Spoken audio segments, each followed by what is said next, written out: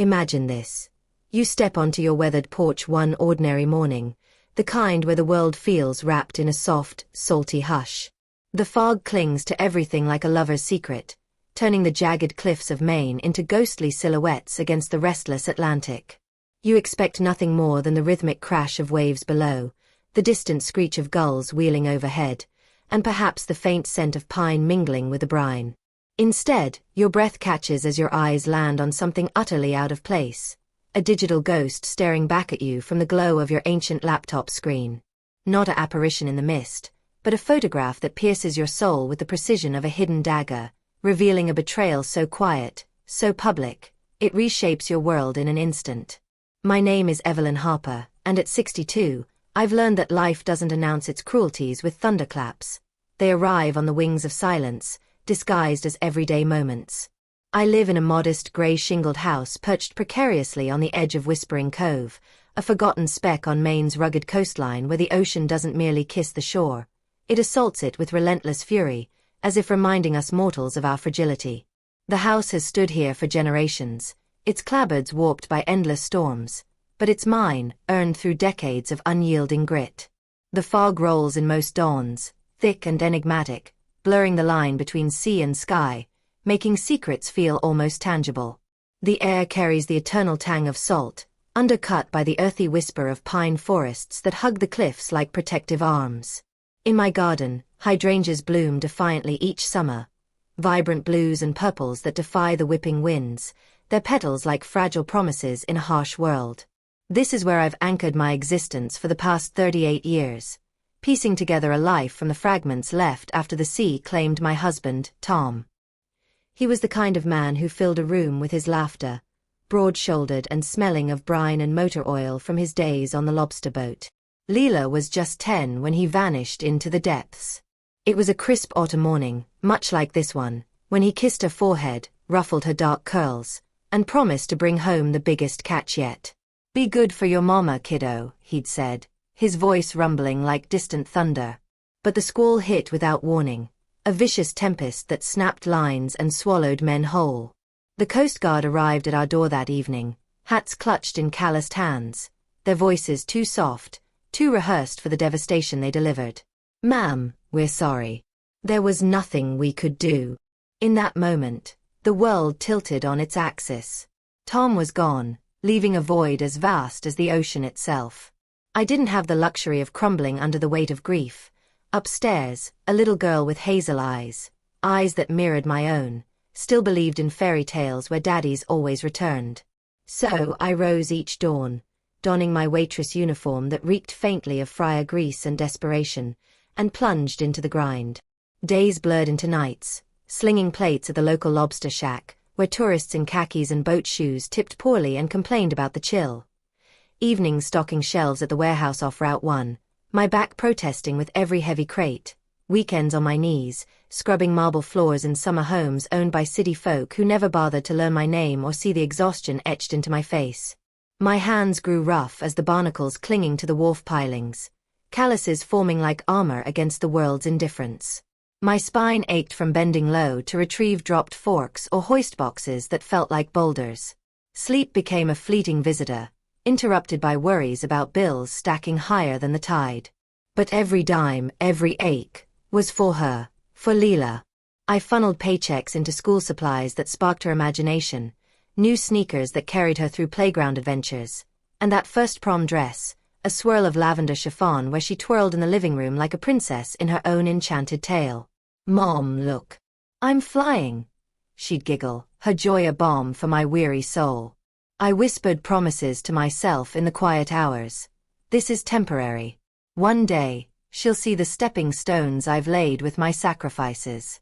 I'd envision her future, graduating from college with honors, securing a glamorous job in the bustling city, returning home with tales of triumph and arms open wide. "Mom," she'd say, her voice warm as a summer breeze, not laced with the chill of obligation. Those visions kept me going, like beacons cutting through the fog.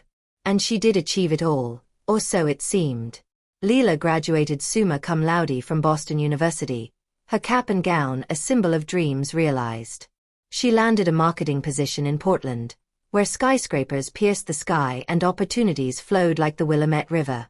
At first, the calls came weekly, her excitement bubbling over the line. "Mom, you won't believe the campaign I'm working on." But as months turned to seasons, the conversations shortened, clipped by the demands of her new life. "Busy week, Mom. Work's crazy. I'll call next Sunday." Sundays stretched into sporadic texts, emojis replacing full sentences, warmth fading into digital echoes. Then, even those dwindled to read receipts and resounding silence, leaving me to wonder if I'd become a footnote in her story. It was on one such fog-shrouded morning that the blade fell. I sat at the scarred oak kitchen table, the same one Tom and I had salvaged secondhand when Leela was still in diapers, its surface etched with memories of family meals and late-night talks. My coffee had gone lukewarm, steam long dissipated, as I nursed it like an old friend. The ancient laptop hummed protesting, its fan wheezing like an elderly sigh, as I scrolled through Facebook, a habit born of loneliness, a window into lives that once intertwined with mine. The feed loaded sluggishly, pixels forming like reluctant confessions. And there it was, the photograph that shattered the fragile peace I'd built. Leela, radiant in a soft yellow sundress that caught the sunlight like spun gold, her dark hair cascading in waves that framed her glowing face. Her arm was entwined with a tall, clean-cut man in a crisp linen shirt, his smile polished and assured. But it was her left hand, held aloft with triumphant grace, that stole my breath, a modest diamond sparkling there, flawless and full of promise. The caption beneath pulsed with joy. He asked. I said yes. "Forever starts now. Ring red heart hashtag engaged hashtag soulmate hashtag future Mrs. Heart." My coffee cup trembled in my grip. I set it down before it could slip and shatter. Comments flooded in like a tidal wave, heart emojis from friends. "Congrats. You two are perfect." From college roommates, exclamations of delight from high school acquaintances and strangers alike. But amid the virtual cheers, not a single mention of me. No tag, no, "Can't wait for Mom to meet him." No acknowledgement that the woman who'd poured her life into hers even existed. It was as if I'd been erased, a ghost in my own daughter's narrative. I sat there, frozen in the dim kitchen light, the fog pressing against the windows like an uninvited spectator. My heart pounded an erratic rhythm, a mix of joy for her happiness and a deepening ache that whispered of abandonment. Surely, a message would follow, an excited call. "Mom, guess what? I'm engaged." But the minutes ticked by, stretching into hours, and the phone remained silent. The ocean crashed below, indifferent to my turmoil, as I waited for a bridge that never materialized. Days blurred into a week, each one heavier than the last. I crafted a careful text, my fingers hesitating over the keys. "Saw your beautiful news, sweetheart. I'm so happy for you. Call me when you have a minute. Love you." Sent. Delivered. Read at 7:42 p.m. No reply. I told myself she was overwhelmed. Engagements bring a whirlwind of plans, after all. She'd reach out soon, surely. But deep down, a seed of doubt took root, watered by the silence that had grown between us. Then the envelope arrived, heavy cream cardstock edged in gold foil, the kind that screams elegance and expense. My heart lifted for the first time in days as I carried it to the living room couch, the very spot where I'd read her bedtime stories, her small body curled against mine. Sliding my thumbnail under the flap, I anticipated an invitation, a olive branch extending across the chasm. Inside, a single card awaited, its black script pristine and unyielding. "Dear Mom, Daniel and I have chosen to keep our wedding intimate and stress-free. We are celebrating with close friends and his immediate family only. We hope you understand this is our final decision. With love, Leela and Daniel." The words blurred through a veil of tears. "No, we'd be honored if you'd join us." No save the date flourish. Just exclusion, polite and absolute, like a door softly closing on a lifetime of devotion. I read it again, willing the letters to rearrange into something kinder, but they remained steadfast. My chest constricted, breath shallow and ragged, as the reality sank in. I, her mother, the woman who'd carried her through storms both literal and figurative, was not welcome at the pinnacle of her joy. In the days that followed, whispers from the small town trickled in like high tide, neighbors murmuring over fences, old friends sharing tidbits with sympathetic eyes. Over 200 guests, they said. Daniel's parents jetting in from Chicago with designer luggage. Leela's college pals converging from across states. Even her high school best friend, now in California, making the trek. Champagne toasts under twinkling lights, a string quartet serenading the sunset on a private beach. Laughter, dances, vows exchanged in golden hour glow. And me. Deliberately omitted, like an embarrassing relic best left in the attic. The wedding day dawned gray and windswept, the sky a bruised canvas mirroring my soul. I sat on the porch swing, wrapped in the faded quilt Tom had favored on chilly evenings, rocking slowly as the horizon bled purple and gold. I pictured her, gliding down an aisle strewn with white rose petals, her gown whispering secrets to the breeze, laughter bubbling as she danced with her new husband. And that empty chair, front row right side, where I should have been, clutching a tissue, beaming through tears. Did she glance at it? Feel the void? Or had I faded into invisibility long ago? Tears came then, hot and unrelenting, until my eyes swelled and my throat burned raw. The waves pounded below, gulls screamed their eternal laments, and the world spun on, oblivious to the fracture in my heart. But heartbreak, I've learned, is a forge. It doesn't destroy, it tempers. In that salt-soaked afternoon, as the sun dipped into the sea like a dying ember, a quiet resolve blossomed within me. This pain wasn't an end, it was the spark of something colder, more deliberate. The fog thickened around the house, veiling what was to come, but I knew, the story was far from over. The days after the wedding announcement stretched into a strange, suffocating limbo, like being trapped underwater while the surface world carried on without you. I moved through the house on autopilot, performing the small rituals that had once brought comfort, brewing coffee in the chipped blue pot Tom had bought on our honeymoon, wiping down the same counters Leela used to climb onto as a toddler, staring out the kitchen window at the endless gray expanse of the Atlantic. The fog never quite lifted that week. It hung low and heavy, muffling sounds, blurring edges, making everything feel slightly unreal, as if the photograph on my screen had been a dream I could still wake from. I kept waiting for the phone to ring. Not with anger, not with demands, just with the simple sound of her voice saying, "Mom, I'm sorry I didn't tell you sooner." I rehearsed the conversation in my head 100 times while folding laundry, while pulling weeds from the hydrangea beds, while walking the narrow pebbled path down to the rocky shore at low tide. I would be calm. Understanding. I would say, "I know life gets busy, sweetheart. I just want to be part of your happiness." And she would laugh the way she used to, bright, unguarded, and everything would slot back into place like puzzle pieces that had only been temporarily misplaced. But the phone stayed silent. No call. No text. Not even the small mercy of a "thanks, Mom," to my message.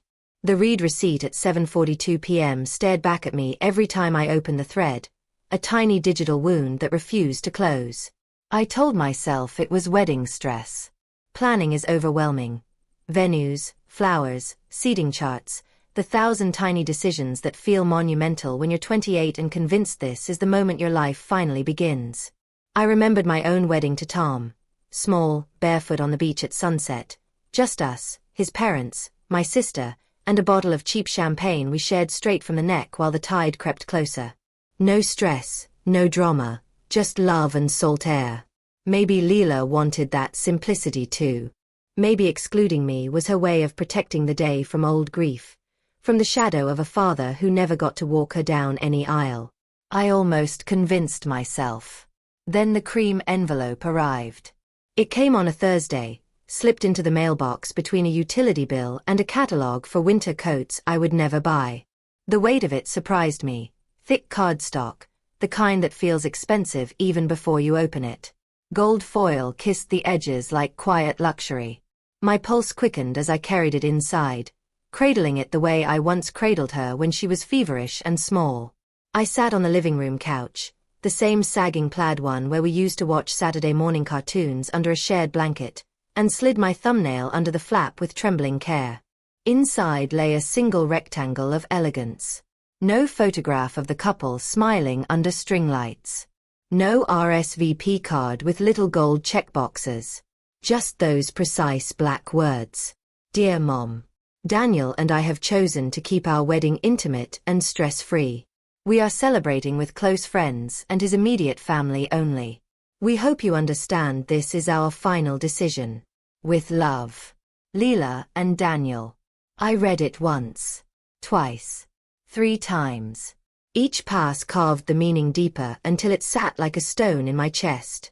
No invitation. No, we'd be honored. No gentle explanation or apology. Just a polite, final door closing. The room tilted. My breathing turned shallow, ragged. I pressed the card against my sternum as though pressure could force the ache back inside where it belonged. Outside, the wind picked up, rattling the porch swing chains like distant warning bells.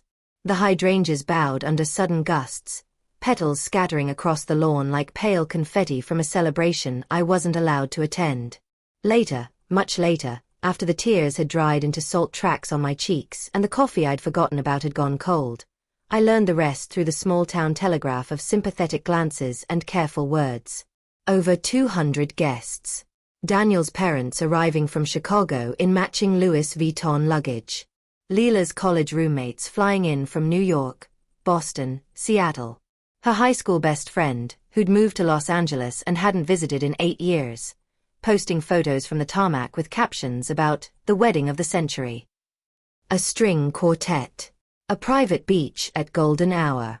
Champagne flutes catching the last light. Sunset vows. Dancing under market lights strung between driftwood poles. Laughter.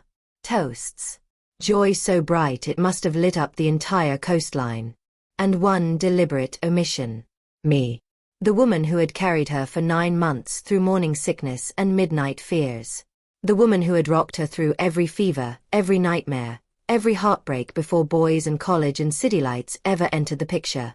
The woman who had worked triple shifts so she could have new books, braces, a laptop for school projects, a plane ticket to orientation weekend. The woman who still kept every report card, every macaroni necklace, every crayon drawing folded in shoeboxes under the bed. I was not even worth a chair in the back row. That night I didn't sleep. I sat on the porch swing wrapped in Tom's old quilt, the one that still carried the faintest trace of motor oil and sea salt if you pressed your face into it and breathed deep. The ocean roared below, relentless, indifferent. Stars pierced the clearing sky like cold pinpricks. I rocked slowly, letting the chains creak in rhythm with my heartbeat, and tried to remember the last time Leela had hugged me without me initiating it. I couldn't. Grief has many textures. Some are sharp, tearing. Some are dull, grinding. This one was different. Quiet, almost surgical. It removed pieces of me I hadn't realized were still alive until they were gone. By dawn my eyes were swollen nearly shut, my throat raw from silent crying, but something else had taken root in the hollow space left behind. Not rage. Not yet. Resolve. Cold. Clear.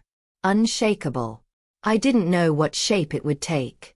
I didn't know how far it would carry me. But I knew one thing with bone-deep certainty. I would never again wait for a phone call that wasn't coming. I would never again rehearse forgiveness for someone who hadn't asked for it. And I would never again allow my love to be used as currency to purchase someone else's comfort at the cost of my own dignity.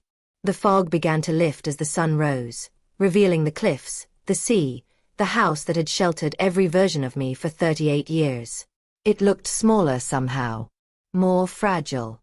But also, strangely, more mine. I stood, folded the quilt with deliberate care, and walked back inside. The kitchen still smelled of yesterday's coffee and pine cleaner. The scarred oak table waited like an old friend. I poured fresh coffee, black and scalding, and sat down at the place where I had fed her breakfasts, helped with homework, listened to her dreams. This time, I listened to my own. And in the quiet that followed, the first faint outline of a plan began to form. Sharp-edged, final, and utterly necessary. The next chapter was no longer about waiting. It was about choosing. Time has a way of stretching pain until it becomes something you can carry without collapsing. Not comfortable, never that, but bearable, like a stone smoothed by years in a riverbed. Months slipped past in Whispering Cove the way winter tides pull back slow and relentless. The hydrangeas I'd planted with Leela when she was 6 bloomed again that summer, fierce purple heads nodding against the wind as if nothing had changed. I clipped the faded ones each evening, dropping petals into a tin bucket, and tried not to think about how she used to press them between the pages of library books to make bookmarks for me. I stopped checking her Instagram. The first few weeks after the wedding I'd scroll late at night, heart-braced for honeymoon photos, ring close-ups, smiling selfies with Daniel against city skylines. Each image felt like pressing on a fresh bruise. So I deleted the app from my phone, then reinstalled it once, then deleted it again for good. The silence was kinder than the glimpses. I told myself I was moving forward. I walked the beach at dawn most mornings, boots crunching over wet pebbles, collecting pieces of sea glass smoothed to frosted jewels by decades of tumbling. Green like the bedroom walls she'd chosen at 12. Blue like the prom dress I'd sewn late into the night because the store-bought one was too expensive. Amber like the whiskey Tom used to sip on the porch after long days. I kept them in a wide-mouthed jar on the windowsill above the sink, sunlight turning them into tiny stained glass prayers. Twice a week I volunteered at Coastal Haven, the women's shelter 2 towns over. I'd started there years ago when money was so tight I'd once counted quarters for diapers and formula. Back then the shelter had been my lifeline. Hot meals, a safe place to sleep when the landlord threatened eviction, counselors who listened without judgment. Now I folded donated clothes, sorted diapers by size, sat with young mothers who stared at the future like it was a storm rolling in off the Atlantic. Their stories were different from mine in detail but the same in shape. Love that turned sharp, promises that evaporated, children who needed protecting more than anything else in the world. I listened. I made coffee. I held hands when words failed. And slowly, almost against my will, the act of giving to strangers began to patch the holes Leela had left. Not heal them, nothing could do that, but cover them enough that I could breathe through the ache. I almost believed the lie that I was okay. Then came the Tuesday in late August when everything tilted again. The afternoon light was honey gold, slanting through the hydrangea leaves and painting long shadows across the lawn. I was kneeling in the dirt, garden shears in hand, snipping spent blooms so the plants could put energy into next year's flowers. My knees ached against the damp earth, my hands stained green, sweat trickling down my spine under an old flannel shirt that had once belonged to Tom. The air smelled of cut grass, salt, and the faint promise of rain coming in from the east. It was peaceful in the way only late summer Maine can be, quiet except for the low murmur of waves and the occasional cry of a gull. I didn't hear the car at first. The crunch of tires on the gravel drive registered slowly, deliberate, like footsteps someone didn't want to make. I looked up, wiping sweat from my forehead with the back of my wrist, and saw it. A sleek black SUV, tinted windows, chrome rims catching the sun like warning signals. It didn't belong here. Nothing that polished belonged on my rutted dirt road. The passenger door opened. Leela stepped out. For one suspended heartbeat I couldn't move. The shears slipped from my fingers and clattered against the stones. She looked transformed. Blonde highlights threaded through her dark hair like expensive sunlight. Designer sunglasses pushed up onto her head like a crown. Cream silk blouse, tailored trousers, heels that clicked sharply against the gravel with every step. She carried herself with the easy confidence of someone who had already outgrown small towns, outgrown salt-worn clapboards, outgrown me. Behind her came Daniel. Tall, clean-shaven, the same man from the engagement photo. Crisp linen shirt, slim leather folder tucked under one arm like he was arriving for a business meeting instead of a family reunion that had never been scheduled. I rose slowly, brushing dirt from my jeans, heart hammering so hard I was sure they could hear it across the yard. Some decisions feel like stepping off the edge of the cliff you've spent your whole life standing on. You don't know how far the drop is until your feet have already left solid ground. That Tuesday night, after Leela and Daniel's taillights vanished down the hill in a spray of gravel and dust, I didn't cry. The tears I'd held back in the doorway had dried into something harder, sharper. Instead, I sat alone under the single hanging bulb in the kitchen, the same bulb that had burned through every midnight worry since Tom's boat never came back. The house breathed around me, old timbers creaking like they were remembering too, the sound of Leela's laughter echoing off these walls, the clatter of her sneakers on the stairs, the way she used to call Mom from every room like it was the most important word in the world. Now those same walls felt like they were waiting for what came next. I opened the narrow drawer beside the sink, the one that stuck if you pulled too fast, and lifted out the small stack of papers I kept tied with a faded blue ribbon. Birth certificate with her tiny newborn footprints pressed in ink. Marriage license for Tom and me, edges yellowed. The deed to this house, finally paid off in 2008 after 21 years of scraping pennies and praying the next storm wouldn't take the roof. A photograph, curled at the corners, the three of us on Pemaquid Beach the summer before the accident. Leela, gap-toothed and grinning, clinging to my leg while Tom hoisted her high, sunlight turning his hair to fire. We looked like we could withstand anything. We couldn't. I stared at that photo until my eyes burned, until the faces blurred into memory. Then I set it aside and reached deeper into the drawer for the plain manila envelope Mr. Callahan had given me years ago. Inside, the last will and testament I'd updated after Leela graduated college, when I still believed one day she'd come home with grandchildren and stories and maybe, just maybe, gratitude.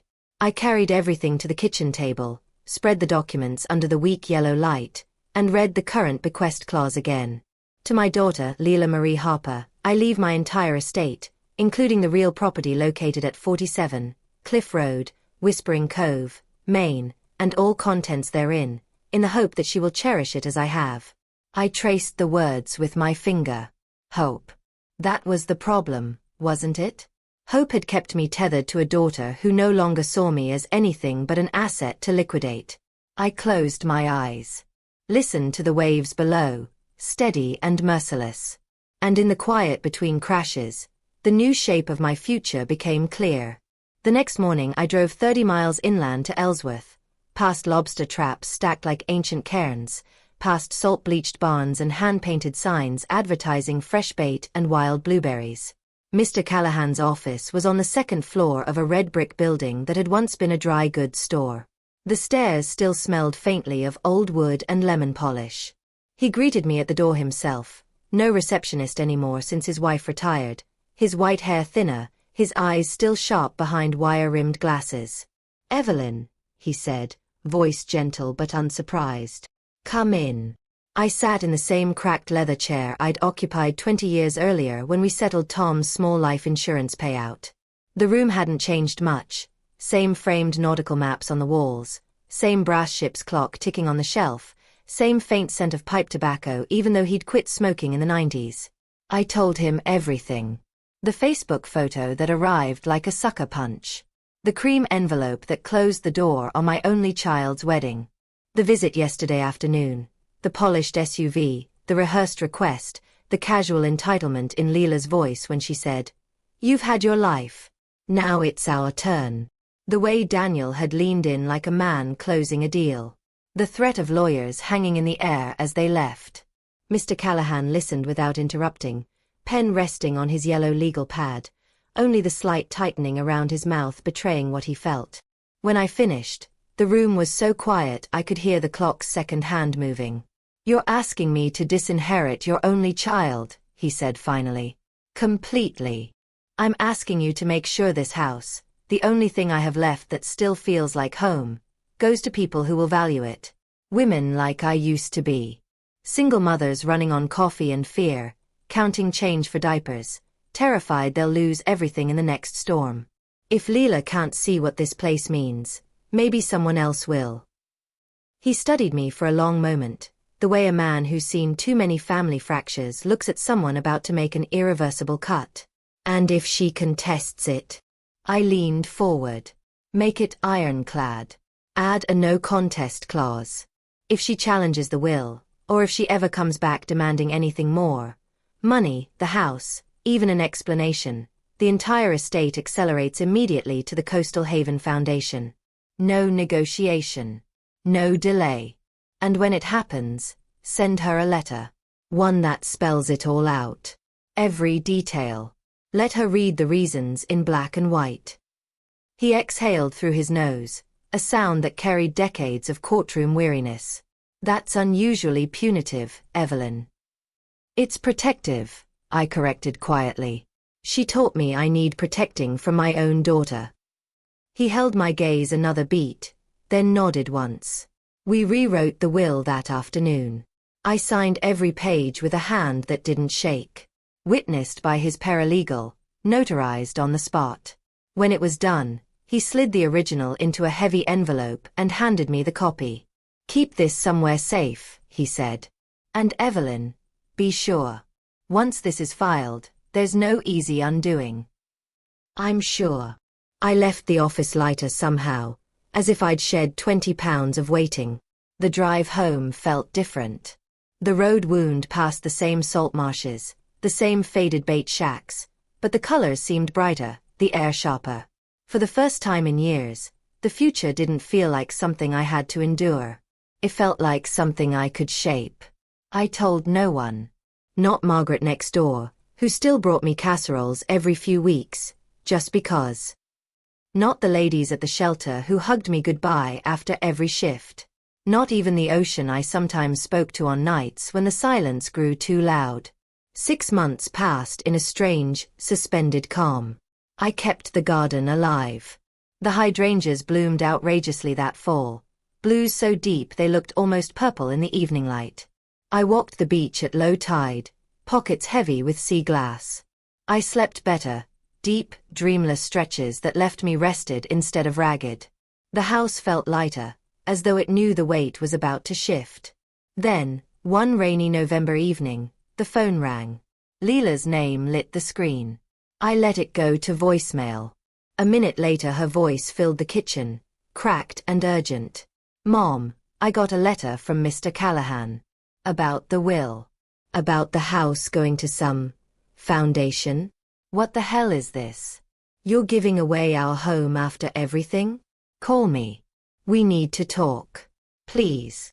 I stood motionless, coffee mug halfway to my lips, listening to the silence that followed her plea. I didn't call back. 2 weeks later a certified letter arrived. Thick envelope, red, confidential, stamp across the front like a warning. Inside, formal notice that Leela Marie Harper and Daniel Hart were filing a contest to the will. Grounds, undue influence, by whom they didn't specify, lack of testamentary capacity, emotional instability due to grief, breach of familial duty. They demanded the house be declared invalidly bequeathed and transferred to Leela immediately. I read it twice. Then I smiled, small, tired, but real. I forwarded the letter to Mr. Callahan with one line in the subject field. Trigger the clause. He did. Within 48 hours, title accelerated to the Coastal Haven Foundation. The house was appraised quietly. A buyer appeared even faster. Her name was Sarah. 29. 2 black eyes, the fading kind, a 4-year-old son named Ethan, and nowhere left to run after her husband decided fists were easier than words. She'd been staying at the shelter for 3 months when the foundation offered her the chance to buy the house on a land contract payment plan she could actually afford. I helped her move in on a crisp December morning, frost glittering on the lawn like scattered diamonds. Ethan ran straight to the yard, arms wide, chasing gulls that swooped low over the hydrangeas. Sarah stood in the doorway, staring at the pencil marks on the kitchen doorframe. Leela's height chart, year by year, from toddler to teenager. She started to cry. I hugged her the way I wished someone had hugged me 20 years ago. Thank you, she whispered into my shoulder. I don't even know what to say. You don't have to say anything, I told her. Just love it the way it deserves. I left before sunset. I didn't look back. Leela came one last time. It was early March, nearly 3 months after Sarah and Ethan had moved into the old grey house on the cliff. The wind was raw, carrying the sharp bite of late winter off the Atlantic. I had just moved into a small rental cottage across town, a 1-bedroom place with a tiny porch that still faced the same restless ocean. The rent was modest, the walls freshly painted a soft cream, and the quiet felt like permission to finally exhale. I was sweeping the porch steps when I heard the crunch of tires on the crushed shell driveway. No sleek black SUV this time. Just a silver rental sedan, the kind you get at the airport when you're in a hurry and not planning to stay long. The driver's door opened and she stepped out alone. No Daniel. No designer sunglasses. No rehearsed confidence. Leela wore a thin wool coat that looked too light for the wind clawing at the coast. Her hair was pulled back in a simple ponytail. The expensive highlights had grown out, leaving dark roots. Her eyes were red-rimmed, as if she'd been crying for hours or hadn't slept for days. She stood at the bottom of the 3 steps, hands shoved deep in her pockets, shoulders hunched against the cold. For a long moment neither of us spoke. The gulls screamed overhead. The waves kept their steady, indifferent rhythm below the bluff. "Hi, Mom," she said at last. Her voice cracked on the second word. I set the broom against the railing. "Leela." She looked up at me, really looked, and I saw something flicker in her face that I hadn't seen since she was small. Fear. Not of me, but of what she had already lost. "Can I come in?" she asked. I considered saying no. The part of me that still bled from every unanswered text wanted to close the door and let the silence finish what words had started. But another part, the part that had once rocked her through fevers and nightmares, won. I stepped aside. She climbed the steps slowly, as if each one might give way. Inside, the cottage smelled of fresh coffee and the cinnamon candle I'd lit that morning. I didn't offer her a seat. She didn't ask for one. We stood in the small living room, the space between us feeling wider than the entire state of Maine. "Why?" she whispered. The word came out broken. "Why would you do this? Give it away to strangers?" I looked at her, the woman who used to fit perfectly in my arms, who now stood taller than me in every way except the ones that mattered. "Because I spent my entire life giving," I said. My voice was steady, quieter than I expected. "Every paycheck. Every sleepless night. Every dream I set aside so you could have yours. I ate ramen while you ate new textbooks. I worked through back pain that still wakes me up some nights. I told myself it was temporary. That one day you'd look back and see the love behind every sacrifice. That you'd be grateful. That you'd at least remember who kept the lights on." She flinched, but I didn't stop. "And you learned how to take instead. You learned it so well that when you looked at me, you didn't see a mother anymore. You saw an obstacle. A resource. Something to be used up and discarded. You chose 200 guests for your wedding and left one seat empty, the one that should have been mine. You ignored every call, every card, every quiet attempt I made to stay connected. And then you walked into the house I bled for and asked me to hand it over like it was nothing more than a piece of real estate." Tears tracked down her cheeks now, silent and fast. She didn't wipe them away. "I still love you, Leela," I continued. "That will never stop. But love isn't a free pass to hurt someone over and over. Love doesn't mean I have to let you erase me. Sometimes the kindest thing a mother can do, the hardest thing, is to say enough." Her lips trembled. She opened her mouth, closed it again. No defense rose to the surface. No excuses. Just the raw sound of her breathing. "So you learn there are consequences," I said softly. "So you learn what gratitude feels like. So maybe one day you'll knock on a door not to demand, but to say you're sorry." She stared at the floorboards. A small rug I'd bought at a yard sale lay between us, faded blues and greens, the colors of the sea glass I still collected. Her shoulders began to shake. "I didn't think it would feel like this," she whispered. "Losing the house. I thought I'd be angry. I was angry. But mostly I just feel empty.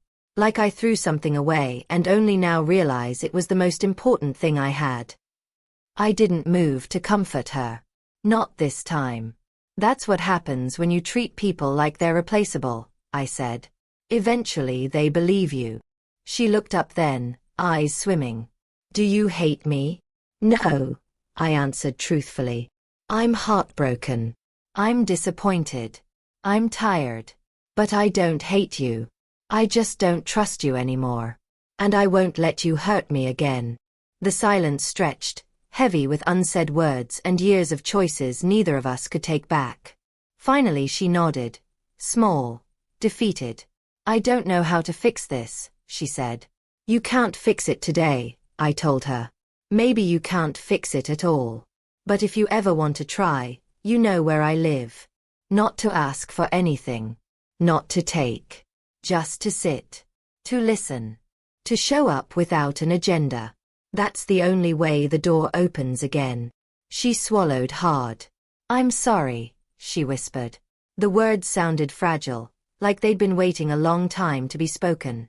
I nodded once. I heard you. She turned toward the door. Paused with her hand on the knob. I miss Dad, she said suddenly. I miss the way he used to make everything feel safe. I think I've been running from how much it hurt when he left. And I took it out on you. Because you were still here. My throat tightened. For the first time since she walked up the steps, I felt the old ache rise. I miss him too, I said. Every single day. She gave a small, broken nod, then stepped outside. The wind caught the door and eased it shut behind her. No slam, just a quiet click. I watched through the window as she walked back to the rental car. She stood beside it for a long minute, staring at the cottage, at the porch, at the glimpse of ocean beyond. Then she climbed in, started the engine, and drove slowly down the shell driveway. She didn't look back.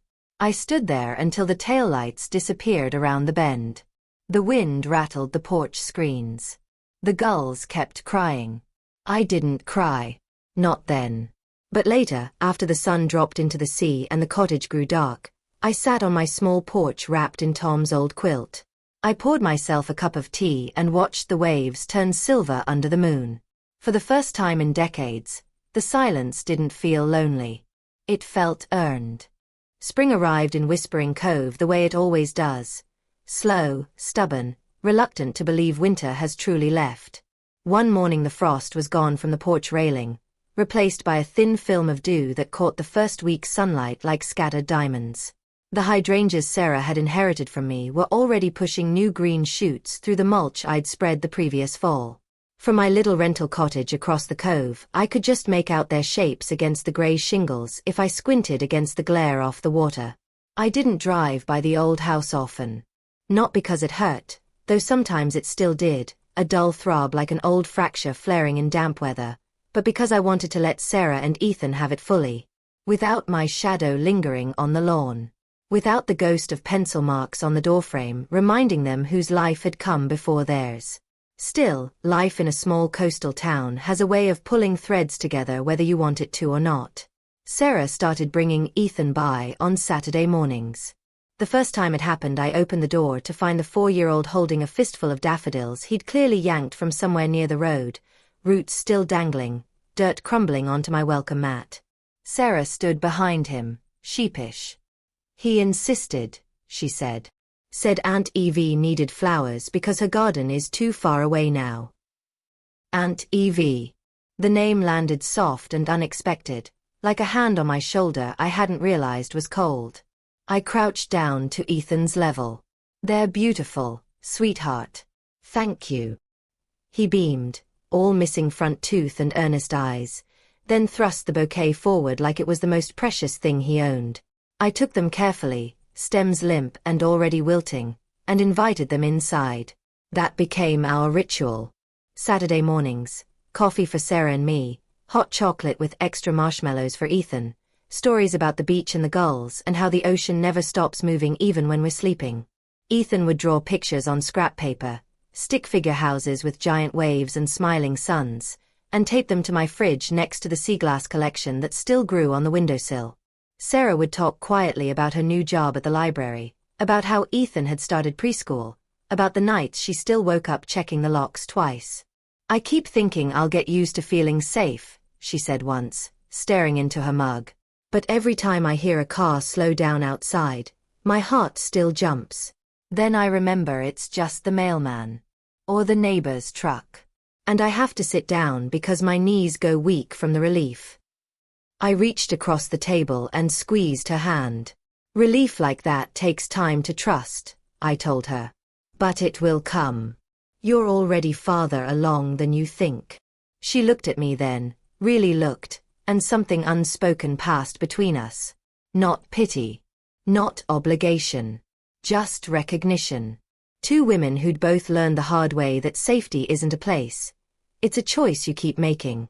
One Saturday in late May, Ethan ran ahead of us down to the small strip of pebbled beach behind my cottage. Sarah and I followed more slowly, mugs in hand, the air warm enough now that sweaters weren't necessary. He started collecting flat stones, skipping them across the water with surprising skill for a 4-year-old. Sarah watched him for a minute, then turned to me. I found something in the attic last week, she said. A shoebox. Full of drawings. Report cards. Little notes you wrote her. Proud of you, Bug. Keep shining. There were photos too. You and her and Tom, I think. On the beach. She looks so happy. My throat tightened. I hadn't known the box was still there. I thought I'd cleared everything personal before Sarah moved in. I should have taken it with me, I said quietly. Sarah shook her head. I'm glad you didn't. Ethan loves looking at them. He calls the little girl in the pictures, the princess who used to live here. He asked if she's coming back someday. I looked out at the water. A lobster boat chugged past in the distance, gulls trailing it like faithful shadows. What did you tell him? I told him she grew up and went to build her own castle somewhere else. But that part of her heart is still here, in the garden and the swing and the pencil marks on the door. And that sometimes people need time to remember where home really is. I didn't answer right away. The wind lifted strands of my hair, salt-scented and cool. Ethan laughed as a stone skipped 4 times before sinking, his new personal record. Sarah touched my arm lightly. I don't know what happened between you two, she said. And you don't have to tell me. But I want you to know this house. It saved us. Not just the roof over our heads. The way it feels. Like someone loved it enough to fight for it. That matters more than you probably realize. I swallowed hard. It was never about the house, I said finally. It was about what it stood for. The life I built when everything else was taken. The promise I made to keep going for her. And then, the moment I realized she didn't want what I'd built. She just wanted what it could buy. Sarah nodded slowly. I'm sorry she couldn't see you the way Ethan sees you. The way I see you. I managed a small smile. He calls me Auntie V. He does, she said. And every time he says it, I think, maybe that's the family this house was always waiting for. We stood there watching Ethan chase waves that lapped at his sneakers, shrieking with delight each time the water retreated. The sun climbed higher, turning the cove into a sheet of shattered silver. Later, after they left, Ethan clutching a new piece of sea glass I'd given him, Sarah promising to bring blueberry muffins next week, I walked back down to the beach alone. I sat on a driftwood log smoothed by years of tides and let the sound of the water fill the quiet places inside me. I thought about Leela. Not with anger anymore. Not with longing either. Just, with a kind of distant tenderness, the way you remember a storm that passed long ago. I wondered where she was that morning. If she still drank her coffee black like I taught her. If she ever looked at old photos and felt the same hollow ache I sometimes did. Mostly, I wondered if she'd ever learn what gratitude felt like, not as a transaction, but as a quiet, steady warmth in the chest. I didn't have answers. But for the first time, I didn't need them. The garden was still growing. The swing still creaked in the wind. Ethan's drawings were taped to my fridge. Sarah's laughter echoed in my kitchen on Saturday mornings. And the ocean kept moving, relentless and beautiful, reminding me that some things endure, not because they're unbreakable, but because someone chose to keep tending them. I stood, brushed sand from my jeans, and walked back up the path to my small porch. The day was young. There was coffee to brew. And tomorrow was Saturday. Fall came early that year, the kind of autumn that arrives with a sudden chill and leaves no room for denial. One morning the hydrangeas were still holding their deep purple heads high. By evening the first frost had edged their petals in silver and turned the lawn brittle underfoot. I woke to the sound of wind rattling the cottage windows and the faint metallic scent of coming rain. The cove looked restless, waves higher than usual, whitecaps breaking far out where the water turned steel gray. I brewed coffee the way I always did. Black, strong, no sugar. Sat at the small kitchen table with the chipped mug Tom once called the good one. Opened my laptop, not the wheezing antique from years ago, but a simple one Sarah had helped me choose last Christmas. You deserve something that doesn't fight you, she'd said. She was right. I hadn't checked email in days. There was never much. Newsletter from the library, reminder about a shelter shift, the occasional note from Margaret asking if I wanted zucchini from her garden. But that morning something new waited in the inbox. Subject. From Leela. No emoji. No cheerful greeting in the preview line. Just my daughter's name and a timestamp from 2:17 a.m. the night before. I stared at it for a long minute. The cursor blinked patiently. Outside, a gull cried once, sharp and lonely. I clicked. Mom. I've written this letter a dozen times in my head and deleted it every time I tried to type it. I don't know if you'll read this. I don't know if you'll believe it. But I need to say it anyway, even if it's too late. I'm sitting in the apartment Daniel and I moved into after Portland got too expensive. Ironic, right? He's asleep. The city is quiet for once. And I can't stop thinking about the house. Not because I want it back. I know that bridge is burned and I helped pour the gasoline. But because every time I close my eyes I see the porch swing. The pencil marks on the doorframe. The way the hydrangeas looked in July when the light hit them just right. I see you clipping them, hands green, humming that old song you used to sing when I couldn't sleep. I see Dad too. Standing on the cliff path, waving us down to the beach. I was so small then. Everything felt safe because you both made it safe. I threw that away. Not all at once. In pieces. Small choices that felt harmless at the time. Shorter calls. Fewer visits. Telling myself I was busy, independent, building something new. Then bigger choices. The wedding guest list where your name didn't make the cut because it would be awkward, or you hate crowds, or whatever excuse felt easiest that day. The cream envelope I let Daniel help me word because I couldn't face writing it myself. The afternoon we drove to the house and asked you to give it up like it was just another thing on a to-do list. I told myself you'd understand. That you'd always understand. That mothers are supposed to keep giving, no matter how much is taken. I was wrong. I was cruel. I was selfish in a way I never thought I could be. When the lawyer's letter came about the will, I was furious. I called Daniel crying, said terrible things about you, about how ungrateful you were, how you were punishing me for growing up. We talked about contesting it. We filed the papers. And then the clause triggered and everything accelerated and the house was gone before I could even process what I'd lost. I drove by once after Sarah moved in. I parked at the turnout on the cliff road and watched from a distance. I saw a little boy running across the lawn, chasing bubbles. Saw a woman, Sarah, I guess, hanging laundry on the line you used to use. The swing was still there, moving a little even though no one was sitting in it. The hydrangeas were blooming like they always did. Like nothing had changed. But everything had. I sat in the car and cried until it got dark.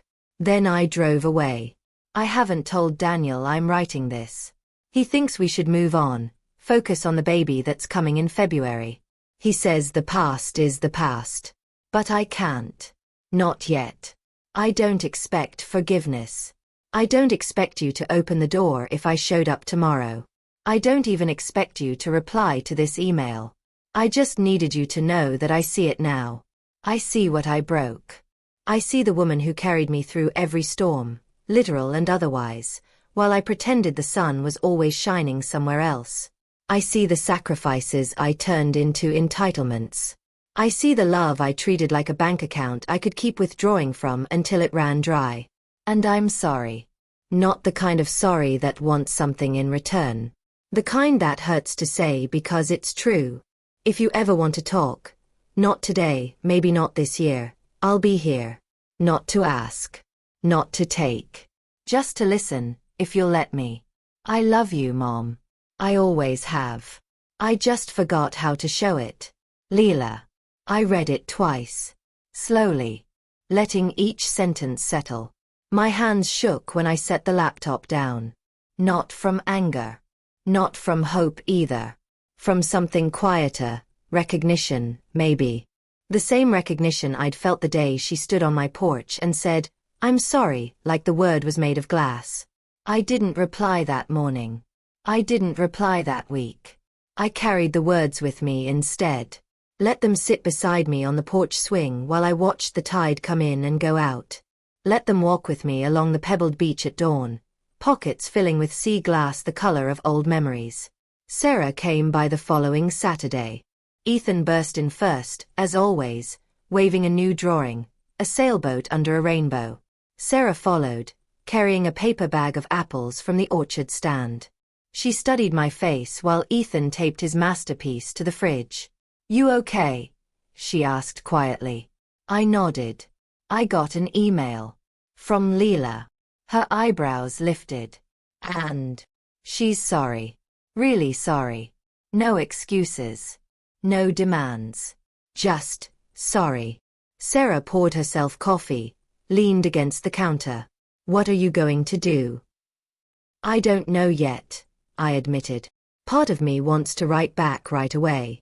Tell her I heard her. That I still love her. That the door isn't locked forever. And the other part? The other part remembers how long it took to rebuild after she walked away. How many nights I sat alone under that kitchen bulb wondering if I'd ever feel whole again. I don't want to rush back into something that could break me twice. Sarah nodded slowly. You don't have to decide today. Or tomorrow. You get to take the time you need. She took hers. Now you take yours. Ethan ran back in, tugging at my sleeve. "Auntie V, come push me on the swing." I let him pull me outside. The new swing creaked under our weight as I pushed him gently, higher with each pass. His laughter rang out over the cove, bright, fearless, uncomplicated. Sarah watched from the porch steps, arms crossed against the chill. Later, after they left and the cottage grew quiet again, I opened the laptop. I stared at the blank reply box for a long time. Then I typed 4 words. "I heard you, Leela." I hit send before I could overthink it. The message whooshed away into the ether. I closed the laptop, walked to the porch, and sat on the swing as the sun slipped behind the cliffs. The wind carried the scent of pine and salt. Somewhere far away, a baby was growing. Somewhere closer, a little boy was dreaming of castles and pirates. And here, right here, I was still breathing. Still tending. Still choosing. One quiet day at a time. Winter wrapped Whispering Cove in white the way an old quilt wraps tired bones. Gently, insistently, without apology. Snow came late that year, but when it arrived in mid-December it stayed, blanketing the cliffs in soft silence and turning the ocean's roar into something muffled and far away. The hydrangeas Sarah tended at the old house stood skeletal against the gray shingles, their dried blooms still clinging like stubborn memories. From my cottage porch I could see the faint outline of the porch swing, dusted with powder, swaying only when the wind remembered to push. I turned 63 in January. No fanfare. No party. Just a quiet morning with coffee and the sound of Ethan's boots crunching up my driveway. He arrived bundled like a small snowman, cheeks pink, carrying a lopsided cake Sarah had baked the night before. Chocolate with lumpy frosting and 3 mismatched candles because 3 is the best number for birthdays. Sarah followed, arms full of wrapped packages, a new sea glass jar from the thrift shop, a pair of wool socks she'd knitted herself, and a framed photo Ethan had insisted on printing at the library. Me pushing him on the swing last summer, both of us laughing, the cove glittering behind us. We ate cake for breakfast. Ethan smeared chocolate across his nose and declared it, The best party ever. Sarah lit the candles again so I could make a wish. I closed my eyes, felt the small warmth of the flames against my face, and wished for nothing dramatic, just more mornings like this one. After they left, the cottage settled back into hush. I carried the framed photo to the windowsill beside the sea glass collection. Sunlight caught the glass in tiny prisms across the frame. I traced the edge with my thumb, feeling the simple truth of it. Life hadn't stopped when Leela walked away. It had simply changed direction, and I had followed. The email from her sat unanswered in my inbox for weeks after my forward reply. I opened it sometimes, late at night when the wind howled and sleep wouldn't come, and read her words again. The apology hadn't faded. If anything, it had deepened, like ink settling into paper. But I still didn't know what to say next. Forgiveness isn't a switch you flip. It's a path you walk, one careful step at a time, and some stretches are steeper than others. Then, on a February evening when the snow had melted into slush and the first crocuses were pushing stubborn green tips through the mud, another message arrived. Subject: the baby. Mom. She's here. Born February 12th at 3:47 a.m. 6 pounds, 4 ounces. Dark hair like mine used to be. Hazel eyes like yours. We named her Harper, after you. Not to guilt you or force anything. Just because it felt right. Because every time I look at her I think of the woman who carried me when I was that small, who stayed when everything else left. Daniel's parents are here helping. They're good with her. Gentle, patient. But last night when she wouldn't stop crying and my arms were shaking from exhaustion, I sat on the couch holding her and whispered the same lullaby you used to sing to me. Hush, little baby, don't say a word. I got halfway through before I started crying too. Not loud. Just quiet, the way you always did when you thought I was asleep. I miss you. Not the house. Not the things. You. I don't know if this changes anything. I know I don't deserve it to. But I wanted you to know her name. And that she exists because of the love you gave me, even when I didn't deserve that either. If you ever want a picture, I'll send one. No pressure. No strings. Harper is sleeping now. Her little chest rises and falls like she's dreaming of something peaceful. I hope it's the ocean. I hope it's home. Leela. I sat with the email open for a long time. The cottage was dark except for the blue glow of the screen. Outside, the wind had dropped. The cove lay still under a half moon. A granddaughter. Named Harper. The name settled in my chest like a small, warm stone.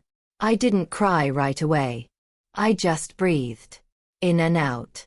The way I'd learned to do when the pain was too big to swallow all at once. Eventually I stood, walked to the kitchen, and opened the narrow drawer where I kept important things. Beneath the deed copy and Tom's old watch I found a small envelope I'd tucked away months earlier, a blank note card with a lighthouse on the front, the kind Leela used to love as a child. I sat back down, uncapped a pen, and wrote. Leela. Her name is beautiful. Thank you for telling me. Send a picture when you're ready. I'd like to see her. No rush. No expectations. Just know I'm here. Love. Mom. I addressed the envelope to the return address she'd included, sealed it, and set it on the table to mail in the morning.